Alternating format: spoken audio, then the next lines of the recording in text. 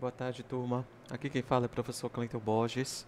Hoje eu vou estar mostrando nesse vídeo uma revisão geral das unidades 3, 4 e 5 do nosso nível 2, referente ao livro English ID 1A. Então, é uma revisão para ajudar na recapitulação de tudo que nós estudamos durante o curso e essas unidades, né, 3 últimas unidades, que a gente estuda para poder fazer a prova final. O primeiro assunto que eu gostaria de comentar sobre é sobre o assunto da unidade 3, the weather, que é o tempo. E praticamente a gente vai tentar lembrar esses vocabulários que nós estudamos nesta aula. E quando a gente vai falar sobre o tempo, é muito comum a gente perguntar em inglês como o tempo está. E essa pergunta é justamente essa pergunta já exposta aqui nos slides, que é What's the weather like? Então, toda vez que eu vou perguntar What's the weather like? Eu quero saber como é que está o tempo, certo? E também eu posso perguntar How's the weather in Belém? How's the weather in Fortaleza? How's the weather in Canada? Então, imagine você ter um amigo ou uma amiga nesses locais diferentes e você quer saber como é que está o tempo, né? Como é o tempo nesses locais. Então, isso aqui é uma outra forma da gente perguntar, né? How's the weather in? Uma outra forma da gente perguntar é, é querer saber como normalmente é o tempo em tal lugar. Então a gente pergunta What's the weather usually like in Canada? Outro exemplo, What's the weather usually like in Japan? E assim por diante. E assim a gente tem esse vocabulário que nós estudamos para a gente relembrar. Nós temos os substantivos principais na primeira linha, que são the sun, a cloud, wind, fog, rain e snow. Então, para cada substantivo desse, nós temos um adjetivo para cada uma delas. E é justamente esses adjetivos que a gente vai informar no tempo em inglês. Então você recebeu essa pergunta, a primeira pergunta, What's the weather like? Aí, aqui em Belém, por exemplo, o tempo está ventoso. Então você pode dizer It's windy. Então, windy aqui para a gente é o adjetivo ventoso.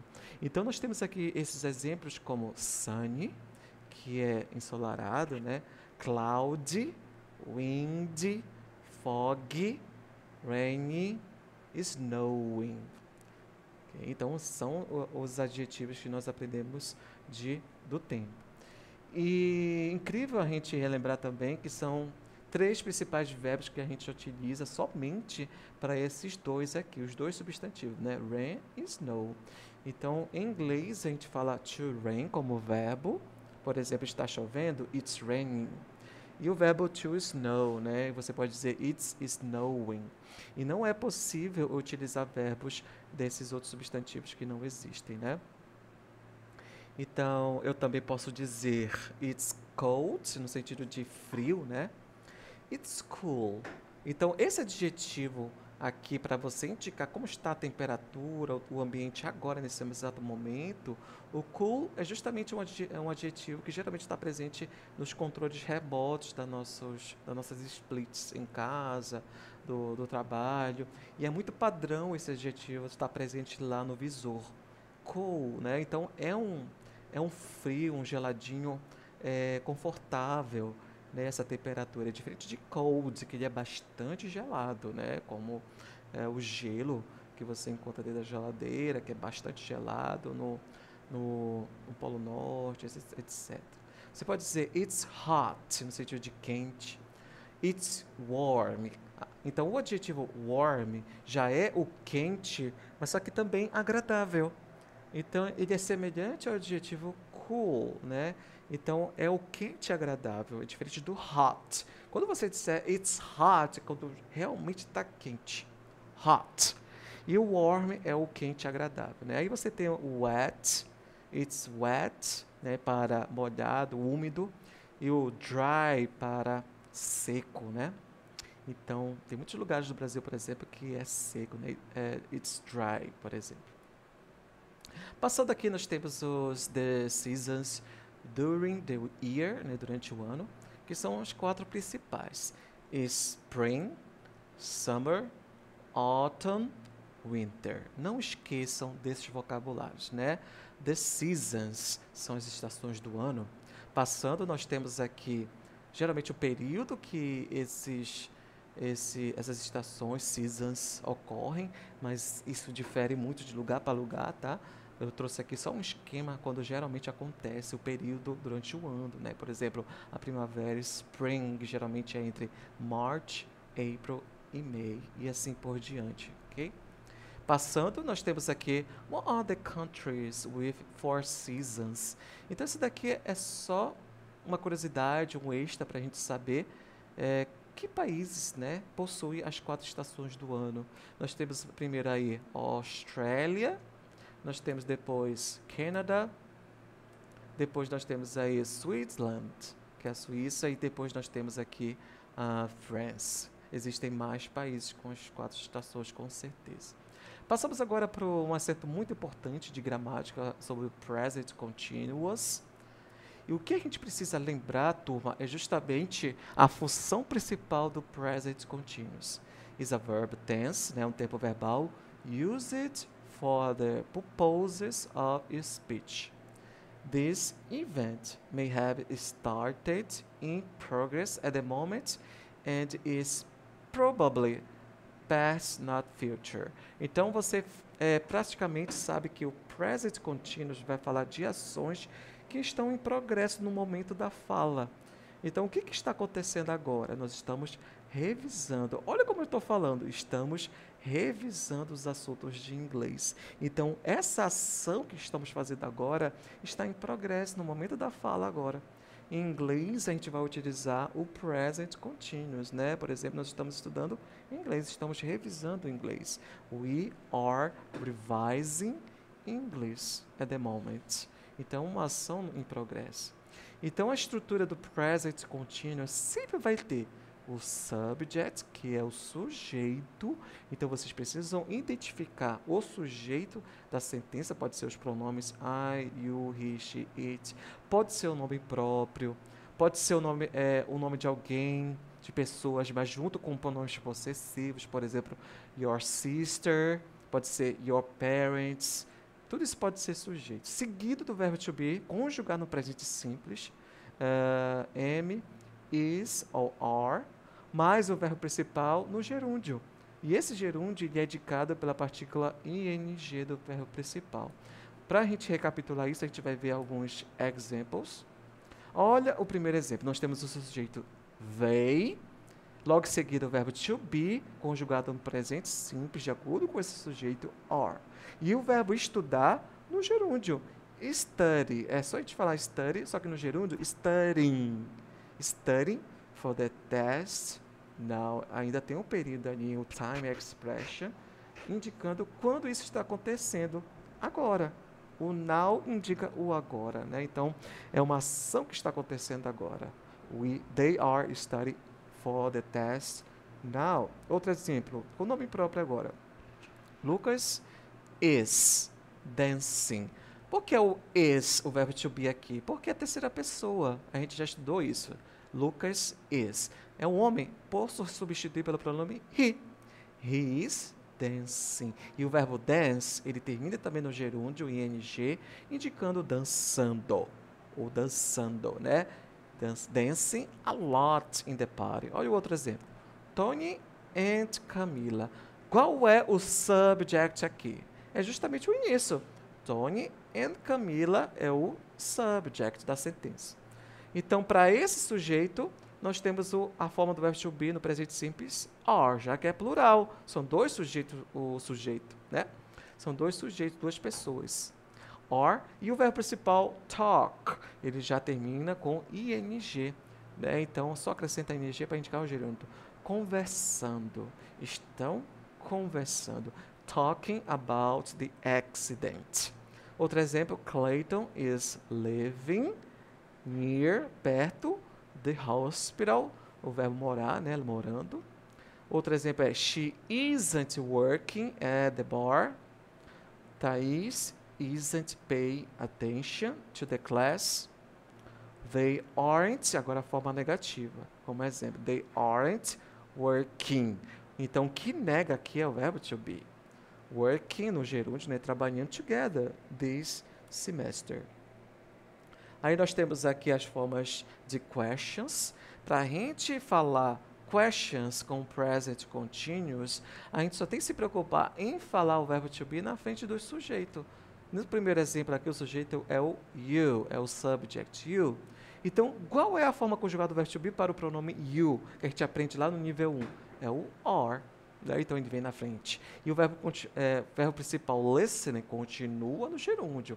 Are you listening to the news? Outro exemplo. Is he running a lot today? Aí você percebe que o running no gerúndio aqui tem a letra N dobrada. Por quê? Porque esse verbo termina com consoante, vogal, consoante. Como regra gramatical do inglês, para eu transformar no gerúndio, eu preciso dobrar a última letra, a última consoante, né? Se terminar nessa regra, consoante, vogal, consoante. Então, eu dobro a última letra, a letra N, então fica double N, e acrescenta ing, running a lot today. Outro exemplo é, are Val and Kelly studying English a lot? Outro exemplo. Agora, o outro exemplo, nós temos uma information question com as SWH question. No caso aqui é o why, do porquê. Why are you driving so fast? Imagine, né? Você está dirigindo com alguém no carro, aí o seu namorado, seu marido, sua esposa está dirigindo muito rápido. Aí você faz essa pergunta em inglês. Why are you driving so fast? Eu quero saber o motivo, né? Ele está indo muito rápido, né? Por que você está dirigindo muito rápido? E o outro exemplo é com where. Where is she taking the bus? E aqui, as regras de transformação do gerúndio, que a gente precisa também saber. Quando é que eu vou transformar certos verbos na forma do gerúndio, com o sufixo ing? Então, vamos lá prestar atenção nessas regras. Então, verbos que terminam com a letra E, precedida de consoante, tiramos a última letra antes de acrescentar o ing, como, por exemplo, o verbo ride, ele termina com a vogal E, né, consoante e E. Então, eu só retiro a vogal E e acrescento ing, eu digo riding. No sentido de ride é montar, né, de andar de bicicleta, montar cavalo. Então, tudo que a gente monta como pessoa, no animal, a gente fala o verbo ride, né, que é montar, andar de cavalo, né, de horse, etc. Por exemplo, riding a bike. Cleiton, o que você está fazendo agora? I am riding a bike. Eu estou andando de bicicleta neste exato momento, né, do progresso do verbo, da ação. O outro verbo é take, também termina com a vogal E. Tira o take e acrescenta no vogal ing. Mesma coisa para make e live. Outra regra, nós temos aqui outro exemplo de verbo, é o change, que vai mudar, termina com a vogal E, só tira a vogal E e acrescenta no local o ing para dizer mudando, né? Mudando. Outra regra, que é a número 2, é verbos que sejam de uma sílaba ou duas, desde que a sílaba tônica seja a última, ainda tem esse detalhe. A tonicidade dessa sílaba tem que ser a última, né? E elas terminarem com CVC, ou seja, consonant, vowel, consonant, consoante, vogal, consoante, o que a gente faz? A gente dobra a última letra antes de acrescentar o ing, tá? E o detalhe é isso, tá? A sílaba tônica tem que estar na última, né? A pronúncia desse verbo, como o verbo aqui, swim. Então, swim, eu dobro a última letra e acrescento ing. O cut, que é o cortar, por mais que seja somente uma sílaba, né, gente? A gente sabe que todos esses verbos que têm somente uma sílaba, ou seja, um som fonético só, ele já é próprio, por si próprio, a sílaba tônica. Então, por isso que a gente vai dobrar também a última letra, certo? E elas terminam com CVC, como o verbo também run. A outra regra, são as exceções. Não se dobram as consoantes, por exemplo, que terminam com W, com a letra O, double I e o X. Por exemplo, o verbo snow, né? Você já aprendeu lá na unidade 3.1, o verbo to snow, que é o verbo nevar. Então, você não não vai dobrar a última letra porque ele é um W, ela é uma semivogal, né? Então, eu não preciso dobrar o W duas vezes por ser uma semivogal. Então, para eu escrever o gerúndio, eu só acrescento normalmente o ing, de nevando, né? Outro exemplo é o verbo fix, termina com x, então eu só acrescento ing, fixing, de arrumando, ou tem o sentido de consertando, né? Com ing. O verbo go fica going, porque termina com o. O verbo flee é o fugir, fica fleeing. Caso a sílaba tônica seja a primeira, somente acrescenta o ing. Então ele não entra na regra aqui em cima, na número 2, porque a gente só acrescenta a última letra, né, se repete se a sílaba tônica foi a última. Como, por exemplo, o verbo open. Então você percebe que o verbo open, abrir em inglês, ele termina com consoante, vogal ou consoante, certo? Só que para você dobrar a última letra, no caso a letra in, você tem que pronunciar, saber se a sílaba tônica termina no pen. Pen. Vamos pronunciar open. Opa! Aí você já percebe que a sílaba tônica é no O. Então é na primeira, então a gente não dobra essa letra. Então a gente escreve normalmente ing no final. Opening, de abrindo, né? Então é o sentido do verbo no gerúndio, abrindo. Que nem o verbo happen, a sílaba tônica é a primeira, happen. Então só acrescenta também ing, por mais que ela termine com consoante, vogal, consoante. Ok? Passando aqui, nós temos aqui a terceira regra, verbos que terminam com IE. Atenção! Esses verbos que terminam com IE, troca-se o IE por Y. E acrescenta-se ing. Olha que interessante, como o verbo die, né? O verbo morrer, die. Então, para eu escrever, para pronunciar, é sem problema nenhum. É só falar no gerúndio, né, turma? Dying. Agora, para a escrita, gramaticalmente falando, já que termina com IE, eu vou te retirar o IE e acrescentar o Y e ING logo em seguida. Mesma coisa para o verbo lie, que é o verbo mentir. Então, eu tiro, para eu dizer mentindo, eu tiro o Y, não, eu tiro o IE e acrescento o Y e logo em seguida ING. A outra regra é verbos terminados em Y. Somente acrescenta-se ing, como o verbo play, fica playing, jogando. Verbo say, saying. E o verbo... esses casos aqui. Vamos lá. A gente já aprendeu vários verbos até agora durante o nosso curso de inglês, né? To be, to call, to meet. Eu vou mostrar aqui vários verbos para vocês verem o tanto de verbo que a gente já aprendeu e estudou até a esse nível, até o momento desse nosso curso, né?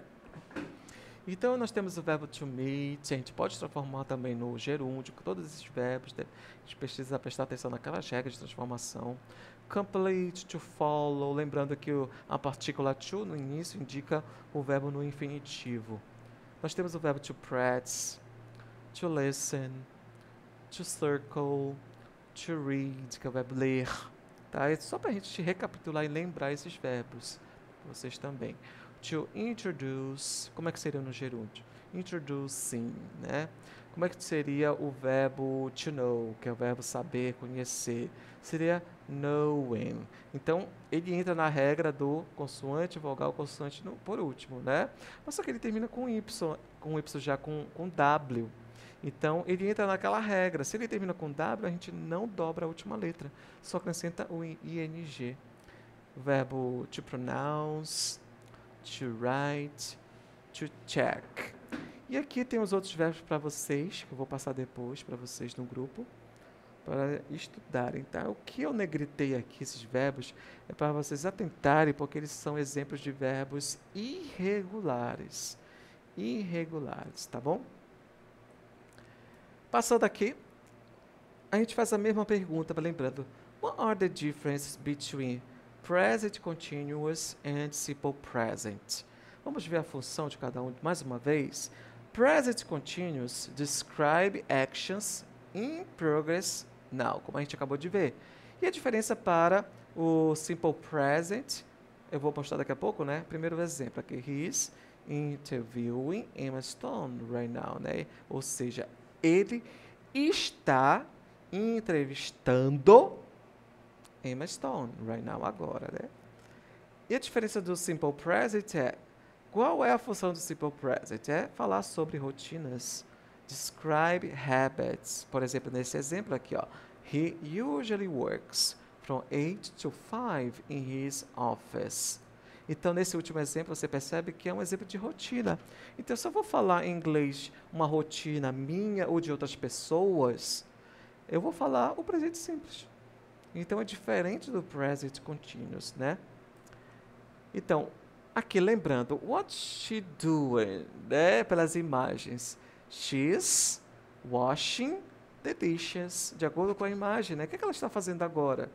Então, é só um exercício aqui complementar de present continuous. She's washing the dishes. Então, nós temos sujeito, o verbo to be, de acordo com o sujeito, conjugado, presente simples, mais o verbo principal no gerúndio. Outra imagem, what are they doing? They're running. Nesse exato momento. Outro exemplo, what's she doing? A gente viu isso nas aulas. She's cooking. Está cozinhando, né? Outro exemplo. What are they doing? They're taking the bus. Então, eles estão pegando o ônibus nesse exato momento, como vocês estão vendo na imagem. Outro exemplo. What's she doing? She's buying groceries. Né? Então, é essa ação que está acontecendo agora. Ela está comprando, né? Legumes, verduras, etc. What is he doing? Né? What's he doing? Essa que é a pergunta. What's he doing? He's watching TV. Certo? Então, essa é a ação no momento agora.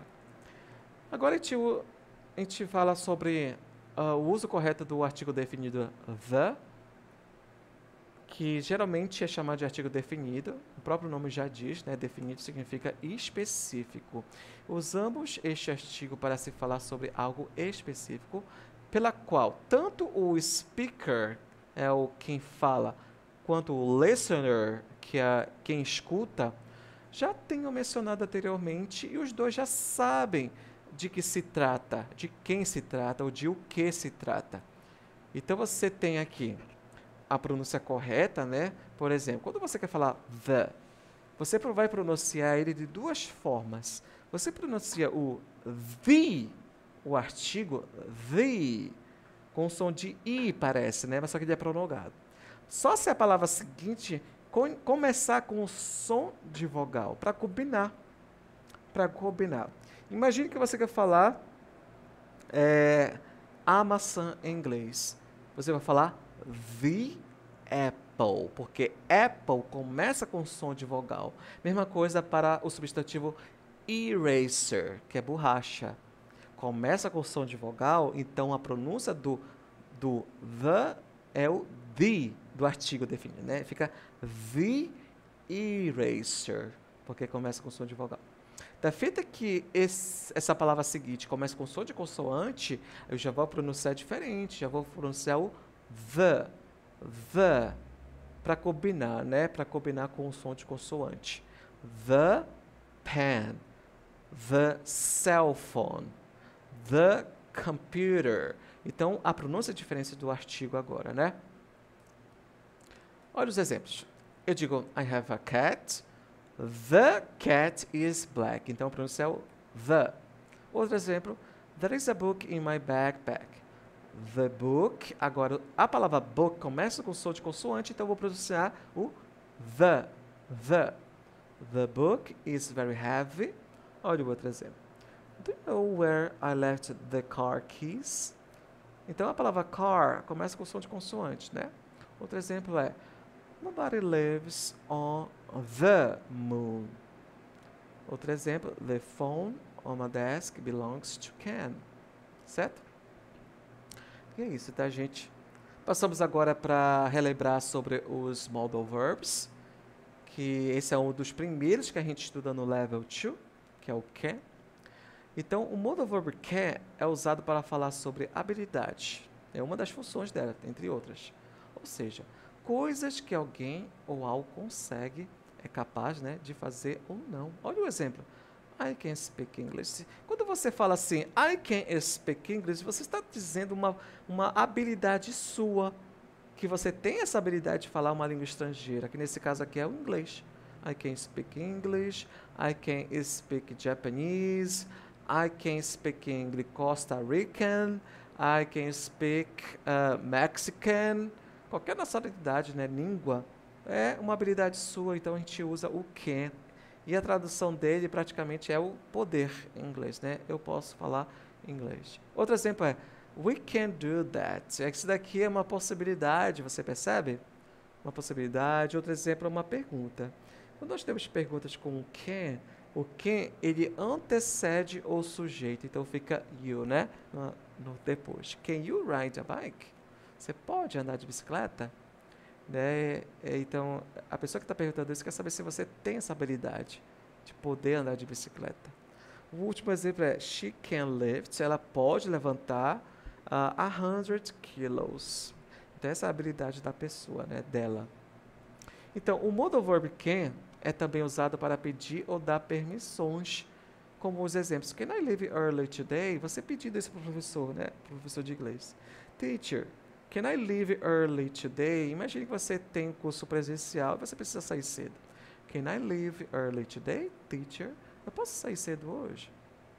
Aí você percebe mais uma vez que o modal verb can, ele vem na frente do sujeito, né, para formar as perguntas. Outro exemplo é, can I ask you a question? Can we have some more cake? Can we stay here tonight? E o modal verb can também pode ser usado para pedir alguém para fazer algo, como por exemplo, hey fulano, can you take care of the kids while I'm out? Can you help here for a while? Você pode me ajudar aqui por um momento? E o último exemplo, can you lend me? Você pode me emprestar $20 until tomorrow? Até amanhã? Você não tem parentes, amigos que fazem isso muito com você? Can you lend me $20 until tomorrow? Tipo, R$ 100 também, né? Passando aqui, o can possui apenas uma forma para todos os pronomes pessoais do inglês. Isso que torna ele fácil, né? Assim como os outros verbos modais. Então, conjugar o can é muito fácil, porque é a mesma forma. Então, você vai dizer I can, you can, he can, she can, it can, we can, you can. Lembrando que o can ele tem o sentido de poder. Ele sempre vai estar modelando o verbo principal logo em seguida. Então, se você quer dizer eu posso falar inglês, você precisa dizer o verbo principal speak. Eu posso dirigir carro. Então, você vai dizer o verbo dirigir em inglês depois do can.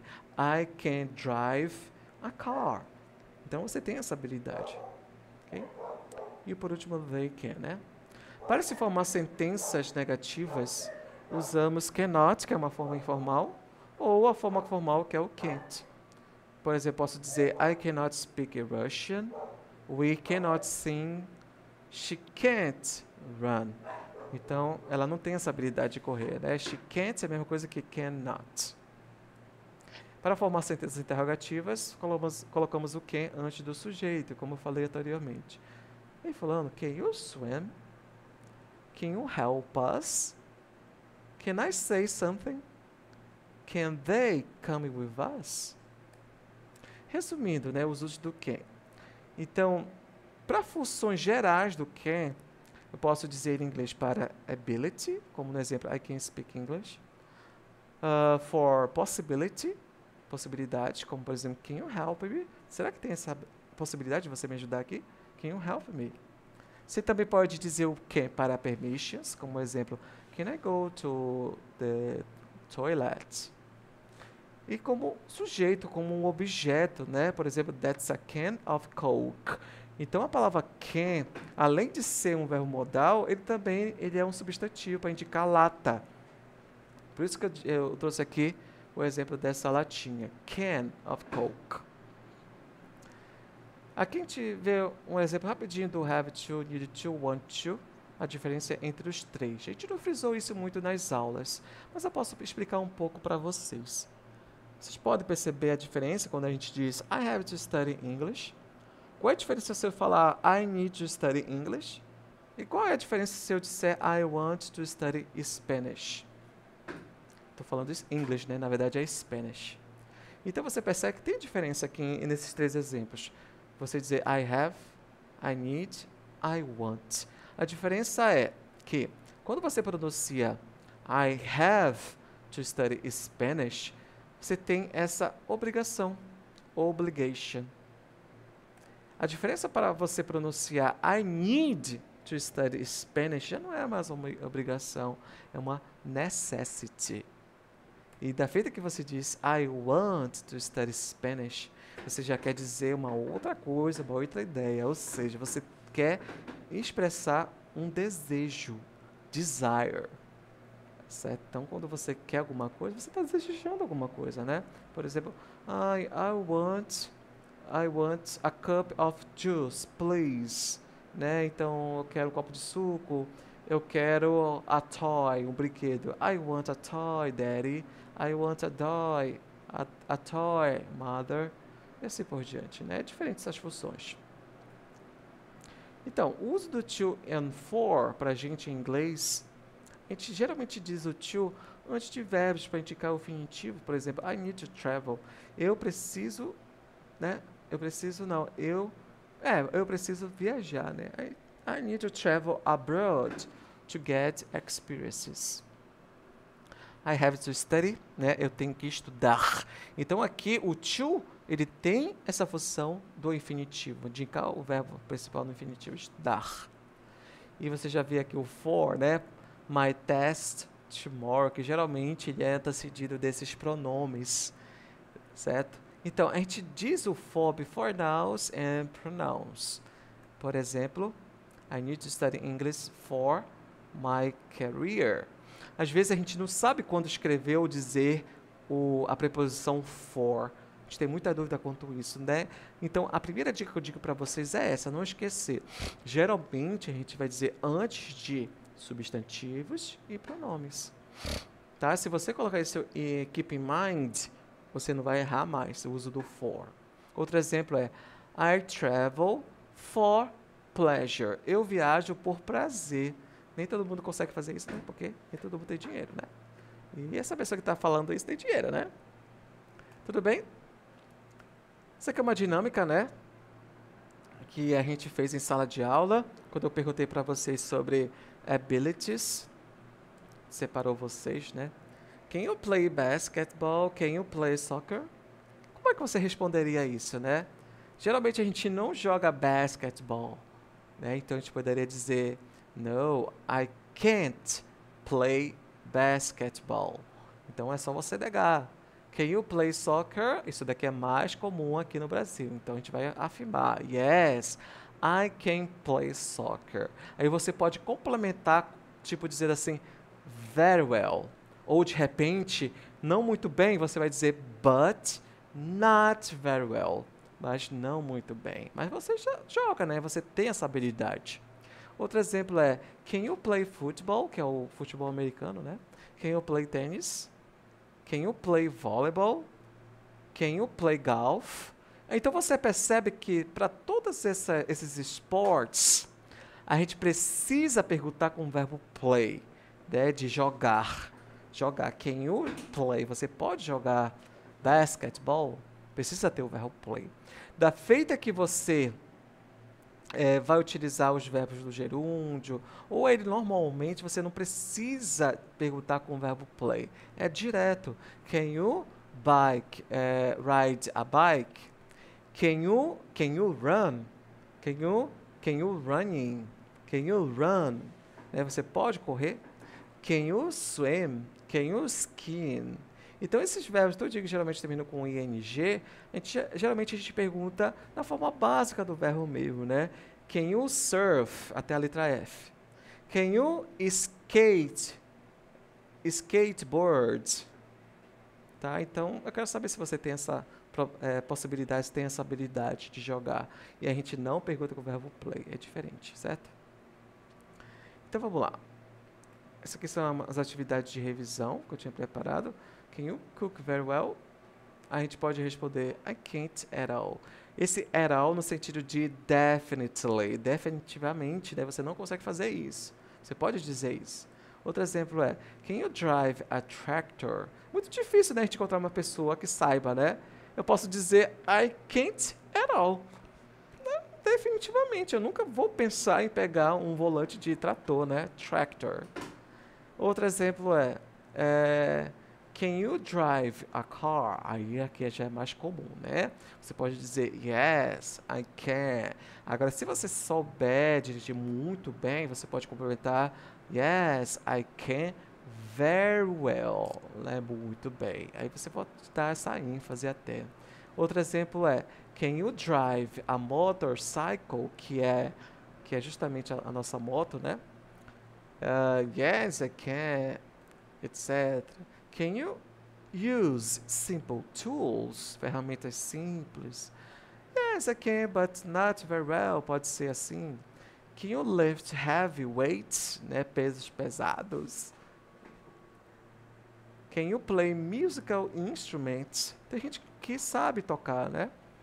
E vai dizer yes, I can. Se você não sabe tocar nenhum instrumento, né? Então, no, I can't. Can you sing very well? Can you use the internet efficiently? É muito bom você enfatizar com esses advérbios, né? Efficiently, eficientemente, né? Para indicar essa potencialidade, tá bom? Passando aqui de assunto, nós temos o assunto sobre roupas, né? Clothes, que a gente estudou também. É só para a gente recapitular, turma, os vocabulários. Então, a pergunta principal, what's he wearing? O que ele está vestindo? No gerúndio, essa que é a pergunta. What's she wearing? O que ela está vestindo? Pode estar vestindo muita coisa, né? Então, para a gente responder isso, também a gente responde no present continuous. Então, você vai perguntar para o colega, hey, what's she wearing? Você vai responder começando com o sujeito. She is wearing, que é o verbo vestindo, aí você vai citando os objetos. Vou deixar logo as cores aqui, porque a gente pode adjetivar essas roupas. She's wearing, por exemplo, a silver belt. She's wearing a brown blouse, por exemplo. Aí a gente vai se preocupar em dizer os artigos também, né, turma? Nós temos os artigos definidos A ou N, para indicar essa singularidade. Outro exemplo é She is wearing a yellow skirt, por exemplo. E assim por diante. A gente vai lembrar que as cores em inglês também podem funcionar como adjetivos. Então, a gente vem na frente do substantivo das roupas, que são belt, blouse, boots, coat, dress, sandals, shirt, shorts, skirt, socks, suits, shoes, t-shirt, tie, sneakers, pants, jeans. Ah, professor, não estou lembrando o que é esses vocabulários. Então, volte lá na unidade 3. Unidade 3, eu acho que é a unidade 4. E veja lá o que quer dizer cada substantivo desse. Esse é um exercício para vocês, tá bom? Passando aqui, para lembrar os possessive pronouns, que são os pronomes absolutos, né? Então, the possessive pronouns must be used in order to replace adjective pronoun mais noun in a sentence. Ou seja, o que a gente aprendeu desses pronomes absolutos, possessivos, eles vão substituir o pronome adjetivo possessivo mais substantivo. É isso, entrar no lugar deles. Olha os exemplos. This is my house. That is Peter's house. And this is mine. Então, mine, ele está substituindo o pronome adjetivo my e mais o substantivo que os dois estão conversando sobre. house. Então, my é o pronome possessivo adjetivo, mais substantivo house. Então, eu não quero repetir my house. Eu vou substituir por um pronome possessivo absoluto, que no caso é o mine. Então, já o pronome mine já indica o my house, porque você e a pessoa com quem você está conversando sobre já sabem de que se trata. Outro exemplo. That's her book. This is Amanda's book and that's hers. Está em negritado. Então, hers, dela que está indicado aqui, está substituindo o que foi dito anteriormente. No caso, está substituindo o her book, porque eu não quero repetir. Poderia dizer assim, this is Amanda's book and that's her book. Tá? Mas para não repetir isso, eu substituo por um pronome hers, que é o pronome possessivo absoluto. Outro exemplo. Sim, é o que a gente conversou. O sentido do double-H question, whose. Geralmente a gente utiliza essa palavra no sentido de quem. De quem possui tal coisa. Como nesse exemplo. Whose erasers are these? De quem são estas borrachas? Esse é o sentido dele. De quem? Exemplo de resposta. This is Paul's eraser. Então, uma pessoa está mostrando a resposta, indicando que esse daqui é do Paulo, né? This is Paul's eraser. E a outra borracha que está aqui do lado, ou outras borrachas, these are theirs. Então, esse theirs também é o pronome possessivo absoluto, substituindo o pronome adjetivo e o substantivo dito anteriormente. Tá? Passando aqui, nós temos mais exemplos. Which t-shirt is yours? The pink one or the black one? The black is mine, of course. And the pink is yours. Né? Então a pergunta foi sobre o t-shirt, né? Sobre a camiseta, a camisa. Então a camisa rosa é sua. Então, yours está substituindo justamente o pronome possessivo adjetivo, né? E mais substantivo, t-shirt. Outra pergunta é which. Which pizza is yours? The cheese or the pepper one? Resposta, the cheese is mine and the pepperoni is hers. É de uma outra moça, por exemplo. E aqui um esquema para vocês verem. Do lado esquerdo nós temos os pronomes possessivos adjetivos que a gente já estudou desde o nível 1. My, your, his, her, its, our, your, their. Estuda desde o nível 1 os pronomes possessivos. E eu não quero repetir esses pronomes mais o substantivo, então eu só substitui por o pronome possessivo absoluto, que são na linha, na ordem. Mine, yours, his, hers, its. Você percebe que é a mesma forma do pronome possessivo adjetivo. Ours, yours, só que agora no plural, e theirs. Tá, gente? Então, estude também por esse esquema aqui. Passando, nós temos aqui whose, né? We use whose to find out which person something belongs to. Examples. Whose camera is this? De quem é esta câmera? Esse aqui é o sentido. Outro exemplo. Whose dog is barking outside? Então eu quero saber de quem é o cachorro que está latindo lá fora, né? Barking está no gerúndio, né? Latindo. Outro exemplo. Whose cell phone keeps ringing? De quem é o celular que permanece tocando, que está tocando, né? Esse que é o sentido. Aí nós temos os clothing sizes, para a gente lembrar. Quando a gente vai numa store de roupas, é comum a gente pedir tamanhos de roupa. Calças, geralmente camisas. Em inglês, o vendedor vai geralmente perguntar para a gente, which shoe size are you? No sentido de tamanho do sapato, né? Do sapato. Which shoe size are you? É nessa forma que a gente pergunta, ele vai perguntar. E a gente também pergunta, what pant size are you? Então, eu posso responder it's small, que é o primeiro tamanho, que é o menorzinho, né? Nós temos o tamanho medium, frisem na pronúncia. Medium. Nós temos o tamanho large, de grande, né? Nós temos também o extra large, como também tem aqui no Brasil. E também nós temos o extra small, né? Que é o extra pequeno, certo? Nós temos esses tamanhos. S, M, L, XL, XS. Lembre-se desses tamanhos, tá, turma?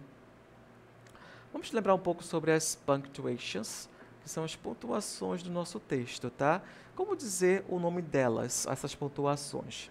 Então, esse ponto aqui é o nosso apóstrofo. É parecido com o português, apóstrofo, né? Apóstrofo. Esse ponto aqui no nosso texto a gente chama de period. A gente não vai falar point, porque é errado. No nosso texto escrito, aquele ponto lá em inglês a gente fala period. Lembre-se disso, tá? Nós temos aqui a question mark, exclamation mark. Se vocês puderem voltar esse vídeo para verificar a pronúncia, voltem, é bom vocês treinarem isso. Nós temos esse sinal aqui que em inglês a gente fala hyphen. Esse sinal aqui a gente chama de comma. Comma. Certo? E aqui, para a gente lembrar as formas do verbo existir em inglês, there be.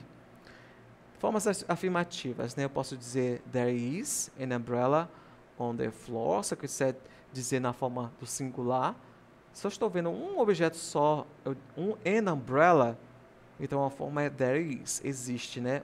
Um guarda-chuva no chão. Isso aqui é um objeto só, também é a forma there is a book in the box, por exemplo. Agora é plural.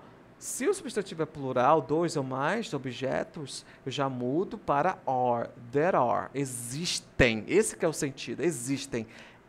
There are 2 erasers in the purse. Também aqui é plural. There are 3 apples on the table. Forma negativa, bem simples, você só nega o verbo to be. There isn't a cat in the room. There isn't a ruler in my backpack. Aqui é plural, então eu só vou negar na negação ali com o verbo to be. There aren't pencils on the table. E there aren't watches on the bed. E para formar as questions, a gente só diz o verbo to be na frente do there. Is there an apple in the fridge? Is there a coin in your pocket? Eu falei fridge porque é o short name para refrigerator, tá bom? É singular, então só digo esse na frente do there. Se for plural, você já sabe, né? É só dizer o are na frente do there. Are there candies on the desk? Outro exemplo é are there sunglasses on the box? Então, o sentido do verbo there be é o mesmo sentido do verbo exist.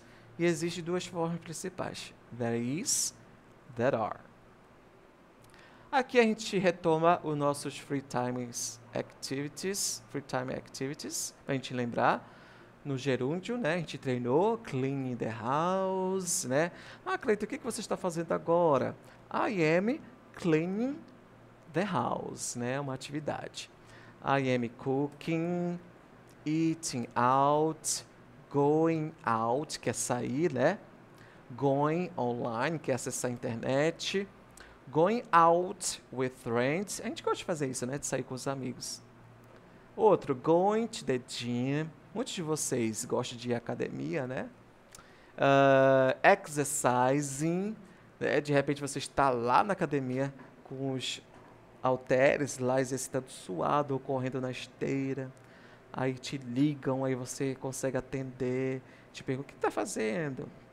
Eu vou falar em inglês. I am exercising. Né? É isso que você vai dizer. Going to work, no gerúndio, né?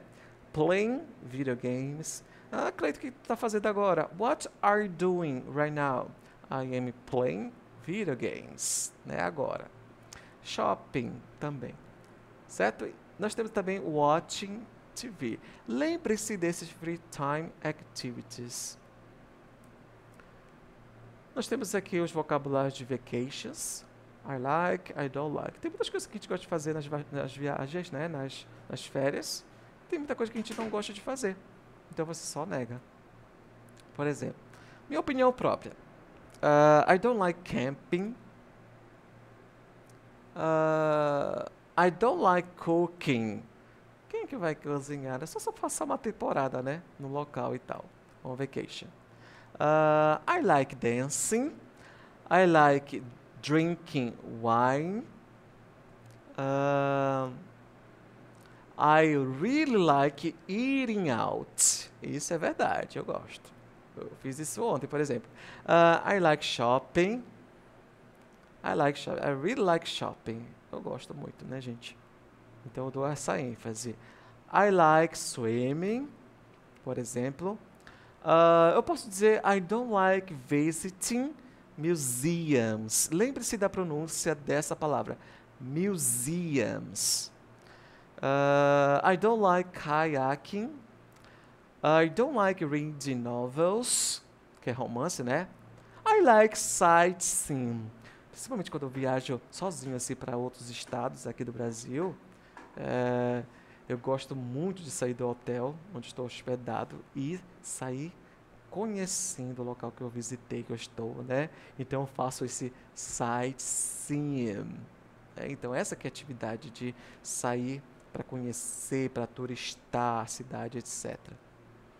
I don't like snorkeling.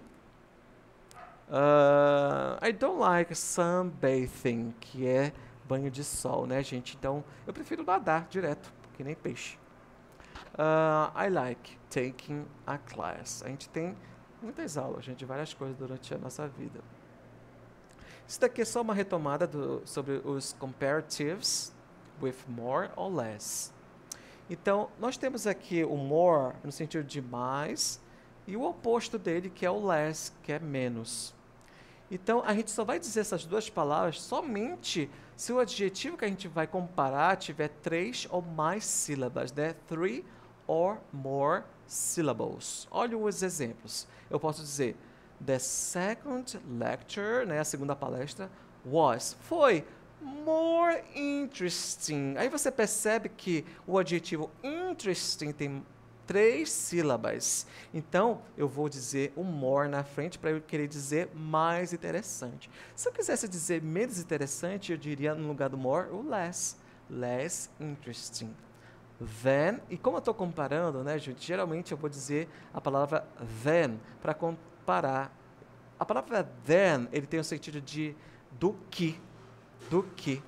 Então, a segunda palestra foi mais interessante do que a primeira, né? A primeira que a gente já participou. Than, esse que é o sentido. Outro exemplo. That way of calculating the figure seems less complicated to me. Parece menos complicado para mim. Outro exemplo.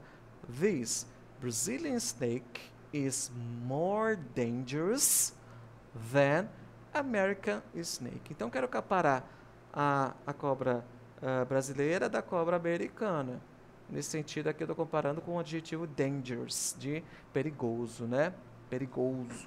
Então é mais perigoso. Então, dangerous tem 3 sílabas. Então eu digo more or less antes dele, para comparar. E o último exemplo, the party yesterday foi, né? Less exciting this time. Aqui eu não estou comparando nada, né?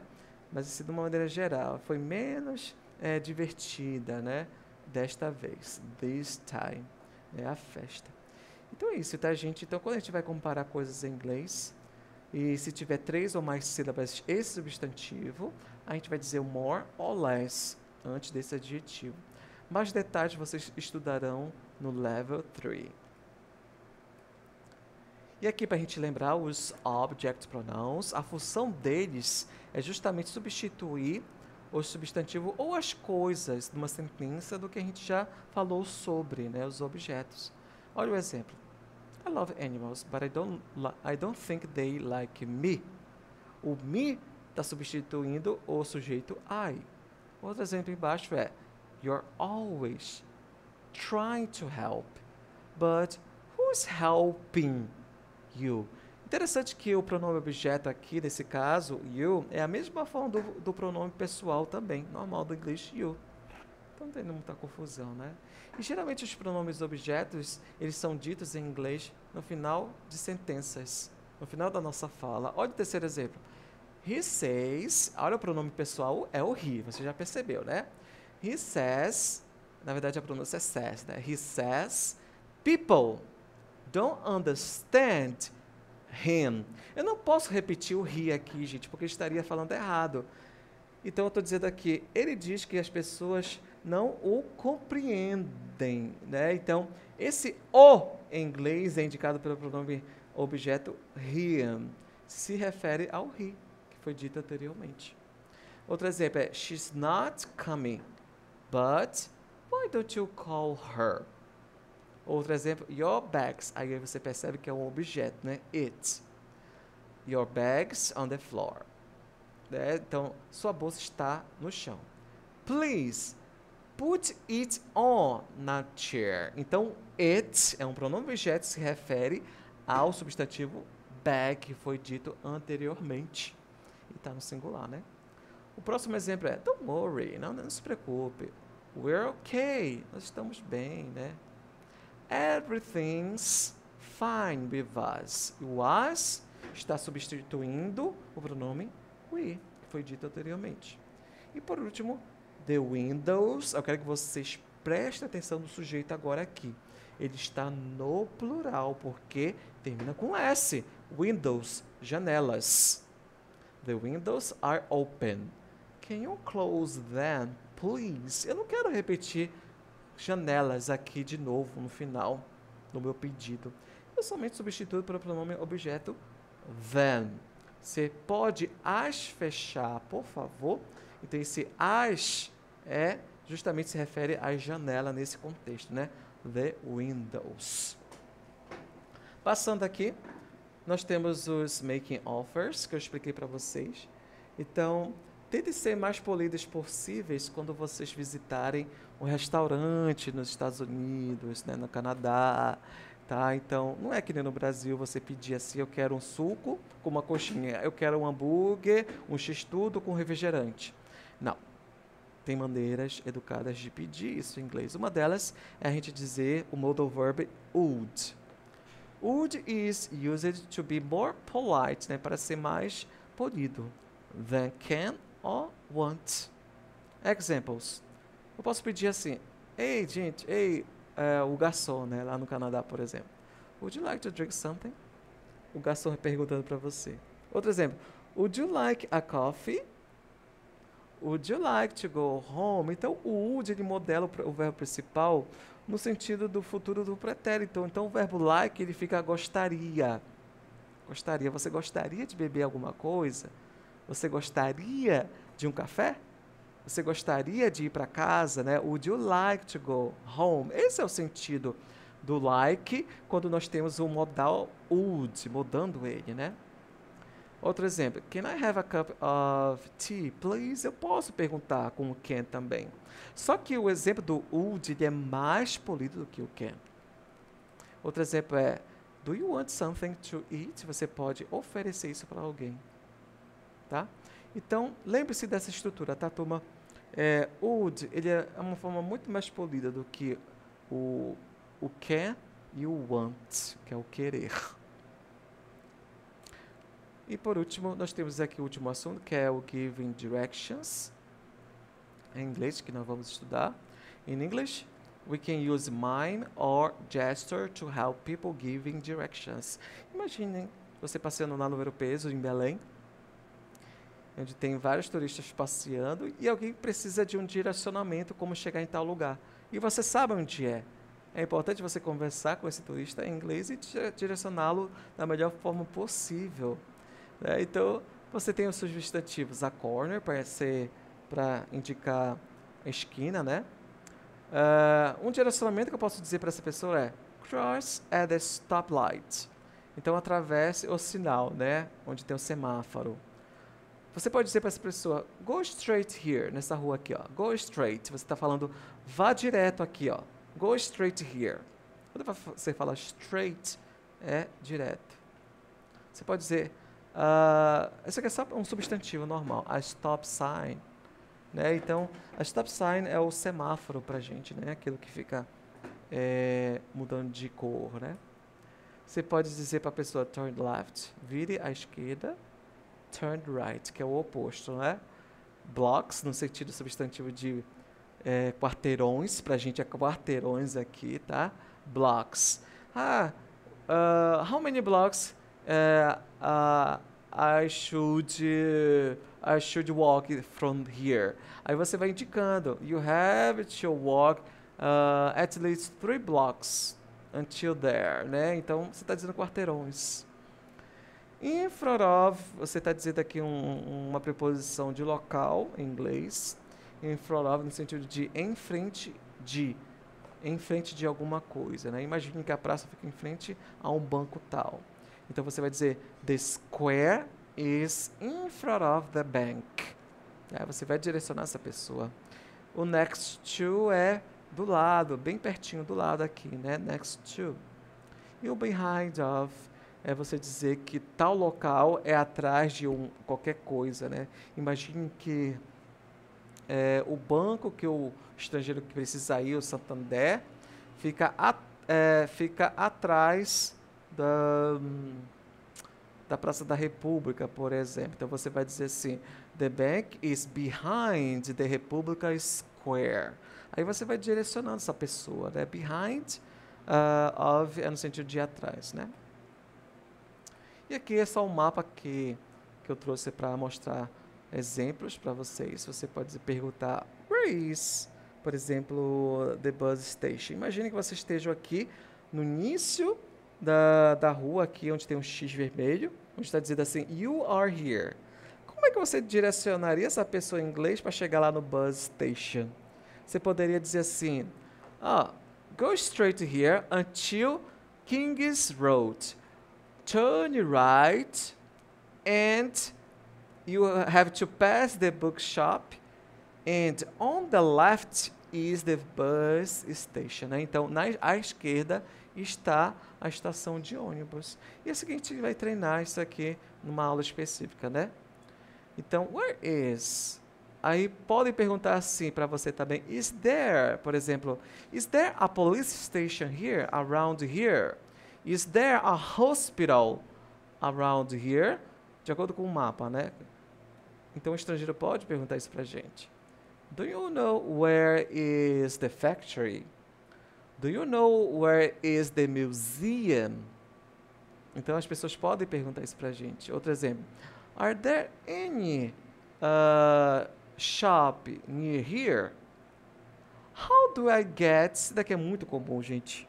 Muito as pessoas perguntando isso pra gente. How do I get? Né? Como eu chego? Esse que é o sentido. How do I get to cafe?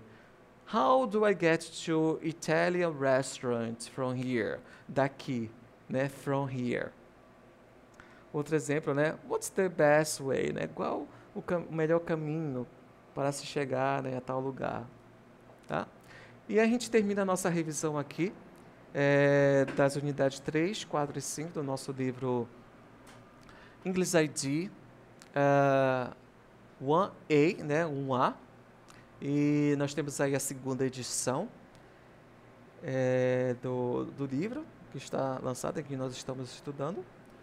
E esse foi uma aula de revisão, na verdade, não foi nem pequena, foi uma aula realmente de revisão.